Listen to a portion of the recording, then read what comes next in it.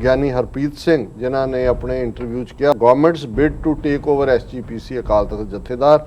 ਉਹਨਾਂ ਨੇ ਕਿਹਾ ਕਿ ਵੀ ਇਹ ਮੋਦੀ ਸਰਕਾਰ ਕੋਸ਼ਿਸ਼ ਕਰ ਰਹੀ ਹੈ ਕਿ ਉਹ ਐਸਜੀਪੀਸੀ ਦੀ ਮੈਨੇਜਮੈਂਟ ਨੂੰ ਕਬਜ਼ੇ, ਔਰ ਉਹਨਾਂ ਨੇ ਕਿਹਾ ਜੀ ਮਤਲਬ ਜਿਵੇਂ ਹਜ਼ੂਰ ਸਾਹਿਬ ਇਹਨਾਂ ਨੇ ਏਜੰਸੀਆਂ ਨੇ ਕਾਬੂ, ਅੱਜ ਤੱਕ ਨਹੀਂ ਇਹਨਾਂ ਨੂੰ ਨਜ਼ਰ ਆਇਆ ਕਿ ਏਜੰਸੀਆਂ ਨੇ ਕਾਬੂ ਕੀਤਾ। ਉਹਨਾਂ ਕਿਹਾ ਜੀ ਇਵੇਂ ਇੱਕ ਬੋਰਡ ਪਟਨਾ ਸਾਹਿਬ ਵੀ ਆਲਮੋਸਟ ਉਹਨਾਂ ਦੇ ਕੋਲ ਹੈ, ਇਹ ਹੁਣ ਤੱਕ ਇਨਡਾਇਰੈਕਟਲੀ ਰਿਹਾ, ਹੁਣ ਆਪਣੇ ਸਿੱਧੇ ਬੰਦਿਆਂ ਨੂੰ ਲਿਆਉਣਾ ਚਾਹੁੰਦੇ ਨੇ।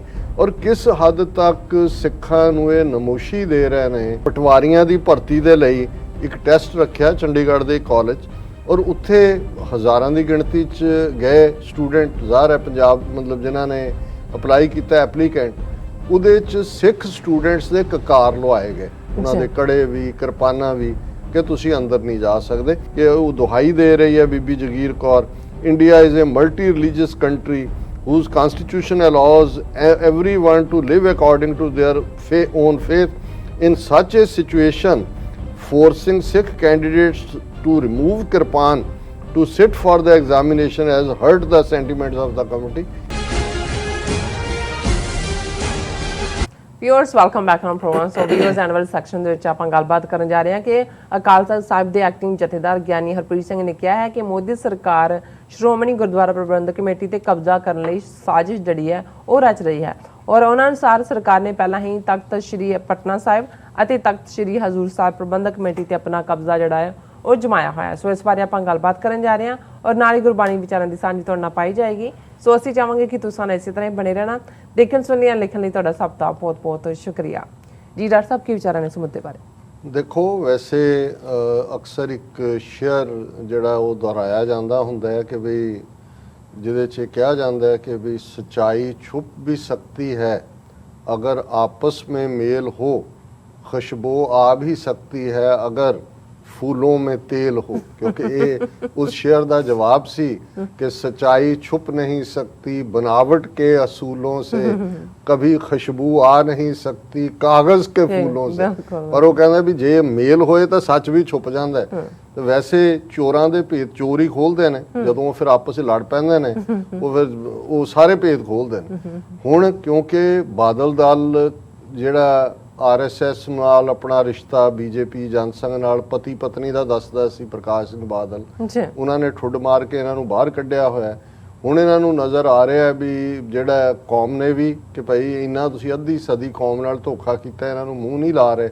ਸੋ ਇਹਨਾਂ ਨੂੰ ਜਦੋਂ ਇਹ ਸਿਆਸੀ ਤੌਰ ਦੇ ਉੱਤੇ ਹੁਣ ਖੂੰਜੇ ਲੱਗੇ ਹੋਏ ਨੇ ਤੇ ਇਹ ਧਾਰਮਿਕ ਫਰੰਟ ਤੇ ਗਿਆਨੀ ਹਰਪ੍ਰੀਤ ਸਿੰਘ ਐਕਟਿੰਗ ਜਥੇਦਾਰ ਉਹਨਾਂ ਨੂੰ ਖੜਾ ਕਰਕੇ ਇਹ ਜਿਹੜਾ ਆਪਣਾ ਉਹਨਾਂ ਕੁ ਜਿਹੜਾ ਉਹ ਬੁਲਾਇਆ ਬੋਲ ਵਾਂਗ ਉਹਨਾਂ ਕੁ ਕਰਦੇ ਨੇ, ਔਰ ਇਹ ਵੀ ਦੱਸ ਰਹੇ ਨੇ ਵੀ ਹਕੀਕਤ ਦੇ ਵਿੱਚ ਕਿਸ ਹੱਦ ਤੱਕ ਸਰਕਾਰ ਜਾਂ ਸਰਕਾਰੀ ਏਜੰਸੀਆਂ ਜਿਹੜੀਆਂ ਨੇ ਉਹ ਘੁਸਪੈਠ ਕਰ ਚੁੱਕੀਆਂ ਨੇ, ਉਹਨਾਂ ਦੀ ਇਲ ਇੰਟੈਂਸ਼ਨ ਕੀ ਹੈ, ਉਹਨਾਂ ਦਾ ਅਦਰਵਾਈਜ਼ ਕੀ। ਹੁਣ 2-3 ਖਬਰਾਂ ਇਸ ਹਵਾਲੇ ਨਾਲ ਪਿਛਲੇ 3-4 ਦਿਨ ਤੋਂ ਸਾਹਮਣੇ ਆਈਆਂ, ਪਰ ਮੈਂ ਪਹਿਲਾਂ ਗਿਆਨੀ ਹਰਪ੍ਰੀਤ ਸਿੰਘ ਜਿਨ੍ਹਾਂ ਨੇ ਆਪਣੇ ਇੰਟਰਵਿਊ 'ਚ ਕਿਹਾ ਔਰ ਉਹਨੂੰ ਟ੍ਰਿਬਿਊਨ ਨੇ ਕਵਰ ਕੀਤਾ government's bid to take over SGPC Akal Takht ਜਥੇਦਾਰ।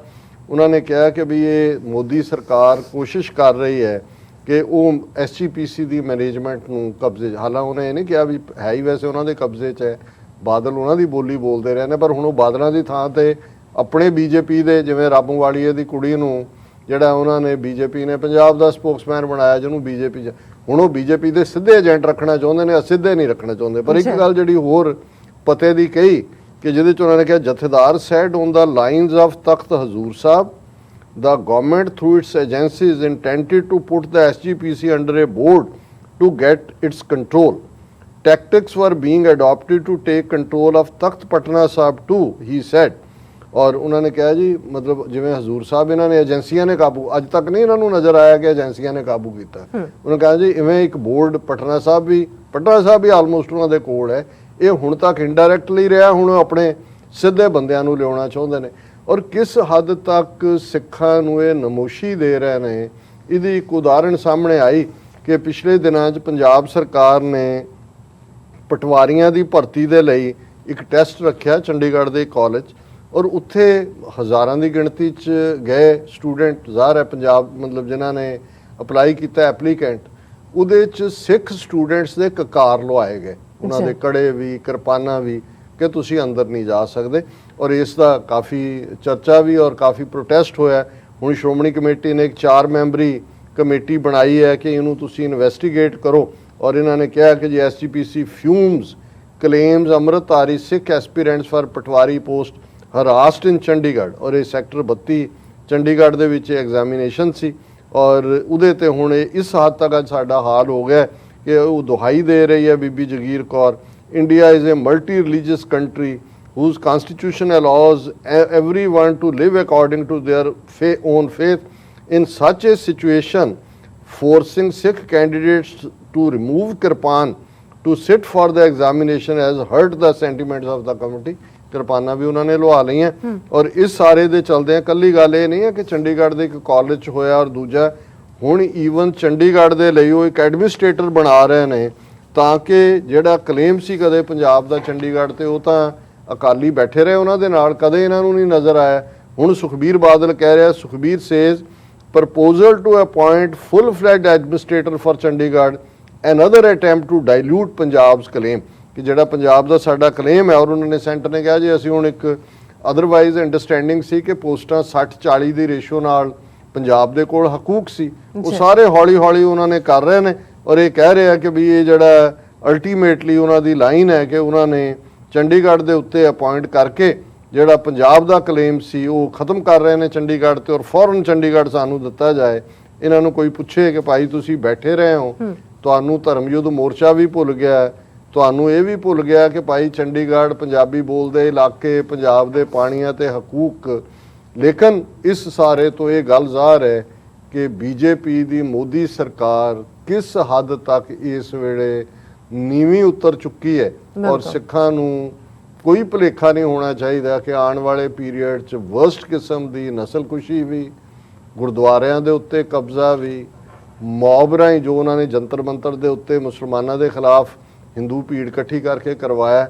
ਔਰ ਕਰਨਾਲ 'ਚ ਵੀ ਅਸੀਂ ਦੇਖਿਆ, ਕੁਰੂਕਸ਼ੇਤਰ 'ਚ ਕਿ ਉੱਥੇ ਇੱਕ ਸਮਾਗਮ ਹੋ ਰਿਹਾ ਹੈ ਔਰ ਹਿੰਦੂ ਤੋਂ ਵੀ ਜਿਹੜੇ ਨੇ ਗਾਤਰੇ ਪਾ ਕੇ ਉੱਥੇ ਆ ਕੇ ਉਹ ਕਕਾਰਾਂ ਦਾ ਮਜ਼ਾਕ ਉਡਾ ਰਹੇ ਨੇ ਔਰ ਉਹਨਾਂ ਨੂੰ ਫੜ ਕੇ ਨੌਜਵਾਨਾਂ ਨੇ ਜ਼ਰਾ ਹਵਾਲੇ ਕੀਤਾ, ਪੁਲਿਸ ਦੇ ਵਾਰਨਿੰਗ ਦੇ ਕੇ ਛੱਡਤਾ।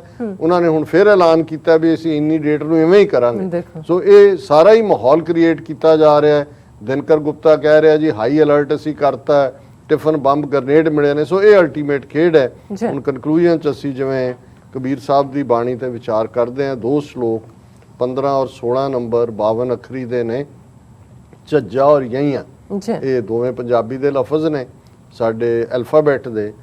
ਝੱਜਾ ਉਰਜ ਸੁਰਜ ਨਹੀਂ ਜਾਣਾ, ਰਹੋ ਝਜਕ ਨਾਹੀ ਪਰਵਾਨਾ, ਕਤ ਝਕ ਚੱਕ ਔਰਨ ਸਮਝਾਵਾ, ਝਗਰ ਕੀਏ ਝਗਰੋ ਹੀ ਪਾਵਾ।